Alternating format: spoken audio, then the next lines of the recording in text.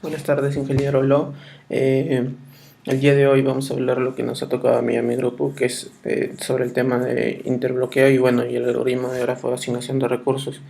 Para poder entender cómo funciona el algoritmo, primero debemos entender cómo funciona el tema de los procesos y los recursos, que es básicamente toda la problemática de este tema. Eh, Tenemos los procesos, tenemos los recursos, tenemos el sistema que asigna el recurso a los procesos. Sin embargo, hay una problemática muy interesante que es el interbloqueo. Es un problema que afecta a los recursos, a procesos concurrentes que utilizan recursos en un sistema. Es decir, cada proceso tiene que utilizar un recurso para poder desempeñar su trabajo, ¿no?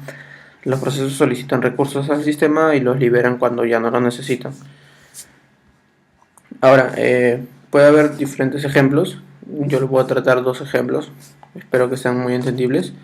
Pero es básicamente no es tan dificultoso, ¿no?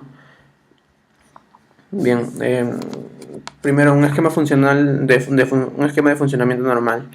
La solicitud, el uso y la liberación, que son las llamadas al sistema, ¿no? ¿Cómo saber en qué estados están los recursos? Eh, Podríamos tener una tabla de sistema que podría registrar si cada recurso está libre o asignado. Y si un recurso está asignado, a qué proceso se le asignó. Básicamente ahí se hace el grafo. Eh, la problemática, como le decía, un conjunto de procesos bloqueados. Puede haber un interbloqueo, un bloqueo mutuo o un abrazo mortal, ¿no? El deadlock.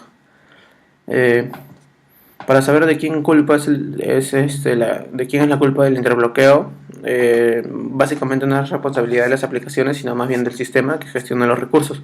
Es decir, aquel sistema que ordena los recursos o asignar los recursos a ciertos procesos, ¿no? Ahí tenemos un ejemplo del proceso A y el proceso B, que pide el escáner, pide impresora, o sea, imprimir y escáner, libera impresora, libera escáner, ¿no? Y el proceso B igual, pide impresora, pide escáner, usa impresora y escáner, libera y libera impresora.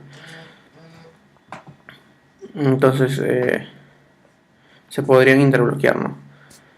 Bien, como les decía, este es un gráfico de un proceso bloqueado y un proceso con recurso asignado. El proceso bloqueado está en espera. Tenemos un recurso con 2 ejemplares y un recurso con 3 ejemplares. Bueno, básicamente el grafo de asignación de recursos sirve para representar el estado de un sistema de asignación de recursos.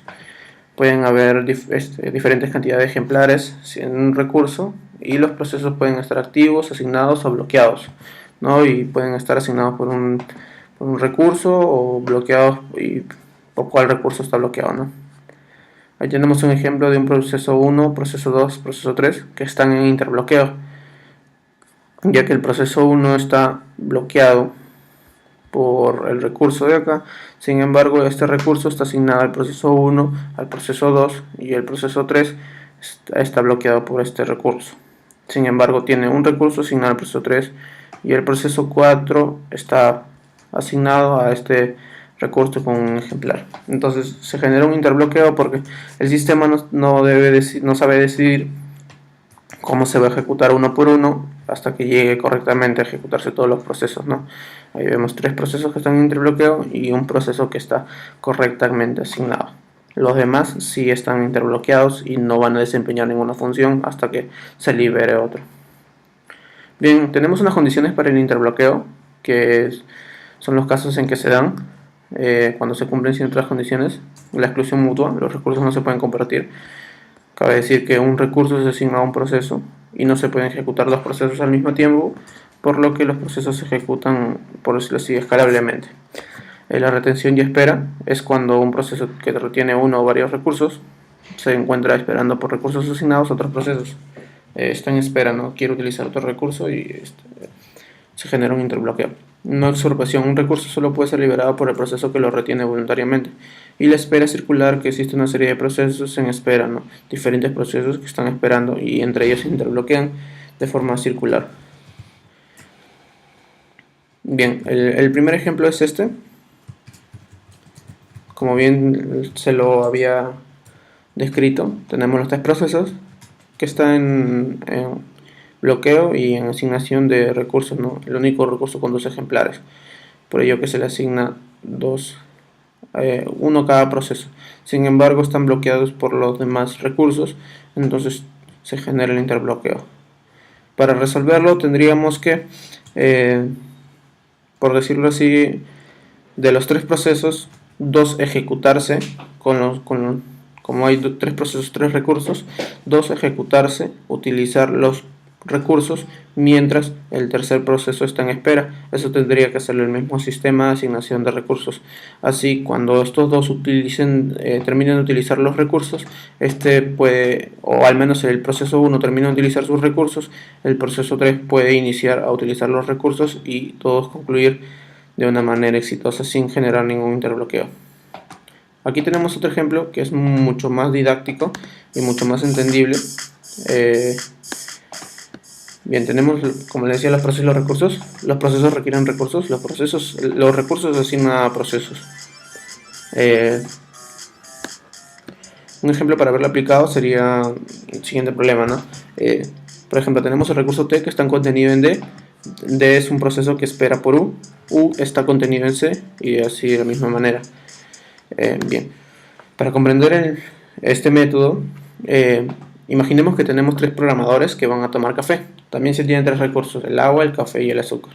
Los tres programadores toman sus tazas en un orden aleatorio. A los programadores los vamos a designar como los procesos, ¿no? El programador 1, el programador 2 y el programador 3.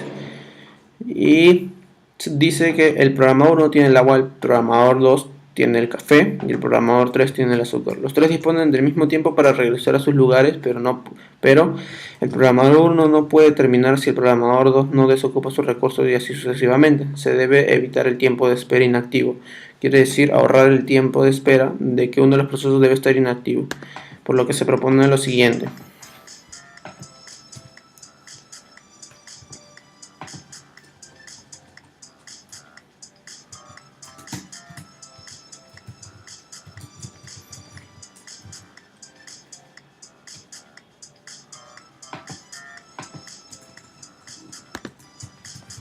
Bien, el programador 1 tiene el agua, el programador 2 tiene el café y el programador 3 tiene el azúcar. Sin embargo, el programador 1 se le asigna al café y el programador 2 al azúcar.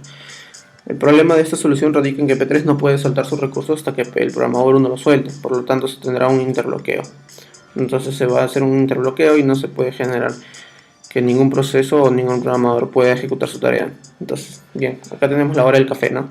El programador 3 va por el agua. El programador 2 va por el café, va por el azúcar. Bien, mientras ellos dos van ejecutando sus tareas, el programador 1 coge el café y el programador 2 coge el agua. Ahora el programador 1 tiene su café listo. Entonces eso quiere decir que el programador 3 o el proceso 3 ya puede preparar su café de esta misma manera, porque ya sería una solución para evitar el interbloqueo. Es decir, para explicarlo así en general, el procesador debe indicar en qué momento comenzarán los procesos a pedir los recursos, para así evitar el interbloqueo. Como acá se da, ¿no?, el tratamiento del interbloqueo.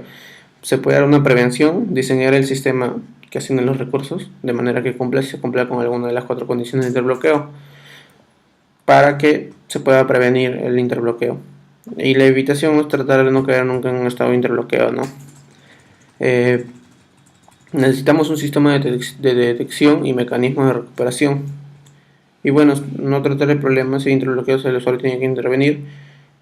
No es dable, pero pueden suceder estos tipos de casos, ¿no? La prevención del interbloqueo, ¿no? Tenemos la exclusión mutua, que es dependiendo de la naturaleza del recurso, así que esta condición no se puede eliminar. La retención y espera, que es el proceso tiene que pedir todos sus recursos de una vez, por ejemplo, antes de empezar a ejecutarse. El efecto negativo es que muchos recursos retenidos pero no usados. Un proceso solo puede solicitar recursos cuando no tiene ninguno asignado. El efecto negativo puede ocurrir que tengamos que liberar un recurso y volver a pedirlo para poder solicitar otros recursos. En ambos casos puede que un proceso nunca se ejecute. La no expropiación, permitir que el sistema operativo desasigne recursos a un proceso bloqueado. Esto más tema del sistema. La espera circular se puede evitar forzando un orden en la petición de los recursos. Los efectos negativos, bueno, se limita la libertad de escritura de código y se pueden inducir a una mala utilización de los recursos, ¿no? Bueno, eso sería todo el tema de grafo de asignación de recursos. Espero que me hayan entendido correctamente. No es algo demasiado complicado, el tema se basa en procesos y recursos. Y bueno, muchas gracias por su tiempo.